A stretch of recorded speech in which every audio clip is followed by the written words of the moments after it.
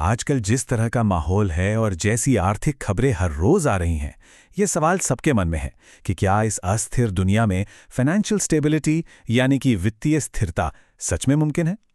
आज हम संदीप माहेश्वरी के नज़रिए से यही समझने की कोशिश करेंगे कि इस उथल-पुथल के बीच हम लोग अपनी ज़मीन कैसे मजबूत कर सकते हैं। कितनी सीधी और कितनी गहरी बातें हैं ना। जरा सोचिए, जब पैसे को लेके ही मन में चिंता हो तो दिमागी शांति कहाँ से आएगी। असल में देखा जाए तो हमारी मेंटल और फाइनेंशियल स्टेबिलिटी ये एक ही सिक्के के दो पहलू हैं, और यही एक सोच हमें इस पूरी पड़ताल में आगे लेकर जाएगी। तो आखिर प्रॉब्लम की जड़ क्या है? संदीप माहेश्वरी के हिसाब से सबसे पहले तो हमें ये समझना होगा कि हम लोग एक ऐसे दौर में जी रहे हैं जो एक बहुत ही नाजुक मोड़ पर खड़ा है। ये कोई भविष्य की चेतावनी नहीं है।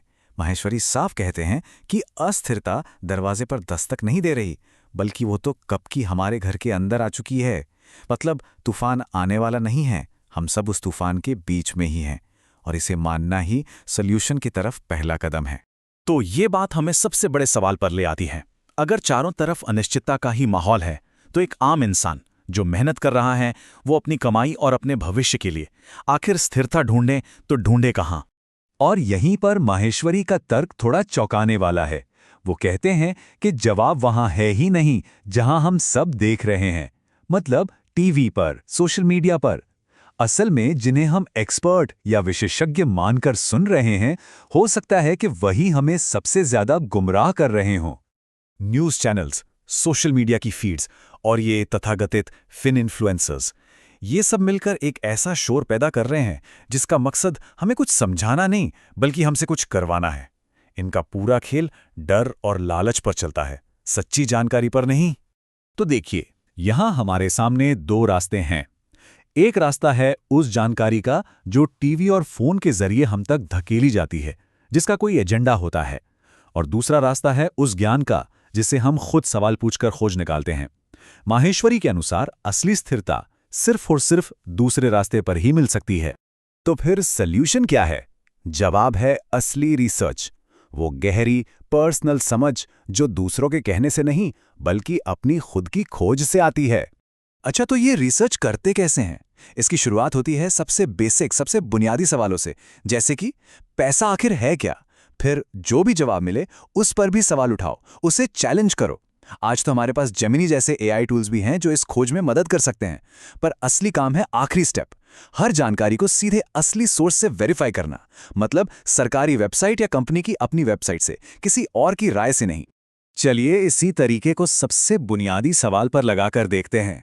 आखिर ये पैसा है क्या जिसके पीछे पूरी दुनिया भाग रही है? ये एक ऐसा सवाल है जो सोचने का पूरा नजरिया बदल सकता है। हमारी जेब में जो नोट हैं, क्या वो पैसा है या सिर्फ करेंसी?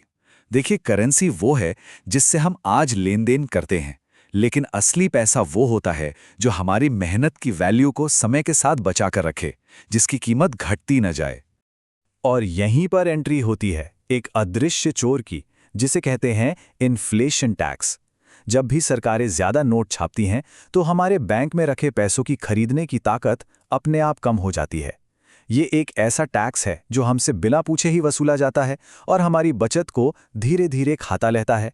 तो सवाल ये है कि ये नोट छापने की मशीन चलती कैसे है? इसका ईंधन आता है बढ़ते हुए सरकारी कर्ज से। जरा इस नंबर को देखिए। अकेले अमेरिका पर $40 ट्रिलियन का भारी भरकम कर्ज है, और जब इतना बड़ा कर्ज चुकाने का कोई और रास्ता नहीं दिखता तो सबसे आसान तरीका होता है और ज्यादा नोट छापना, और इसका असर पूरी दुनिया की करेंसी पर पड़ता है। हमारी बचत की कीमत और तेजी से गिरती है। अच्छा, कागजी पैसों और डिजिटल इन्वेस्टमेंट में एक और छिपा हुआ खतरा है, काउंटर पार्टी रिस्क। नाम थोड़ा मुश्किल है पर मतलब बहुत सीधा है।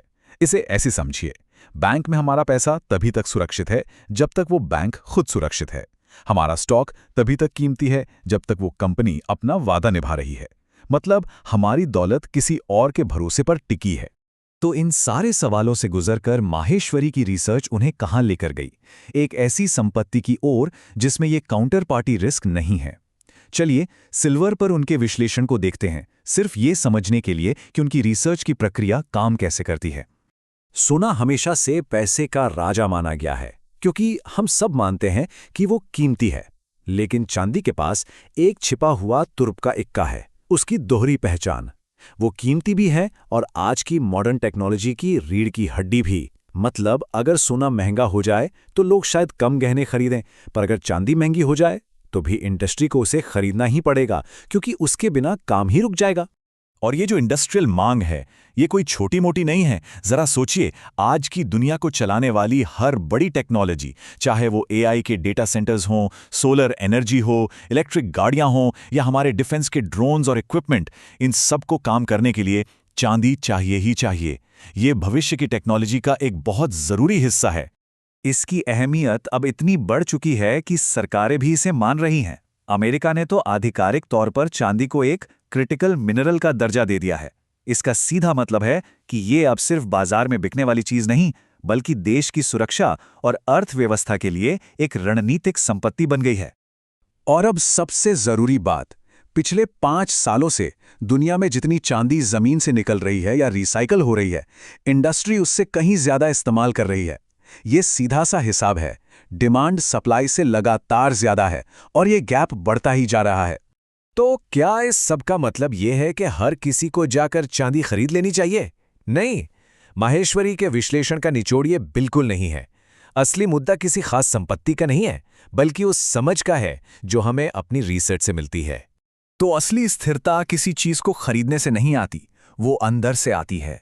उस आत्मविश्वास से आती है जो गहरी, खुद की रिसर्च और सच्ची समझ से पैदा होता है। माहेश्वरी के शब्दों में कहें तो लक्ष्य किसी एक्सपर्ट से जवाब पाना नहीं है। लक्ष्य अपनी समझ को इतना गहरा बना लेना है कि किसी एक्सपर्ट की जरूरत ही ना रहे। तो ये पूरी चर्चा हमें एक आखिरी और सबसे जरूरी सवाल पर लाकर छोड़ देती है। अगर स्थिरता का रास्ता अपनी खुद की रिसर्च से ही तय होता है, तो वो एक सवाल क्या है जिससे आज अपनी खोज शुरू की जानी चाहिए?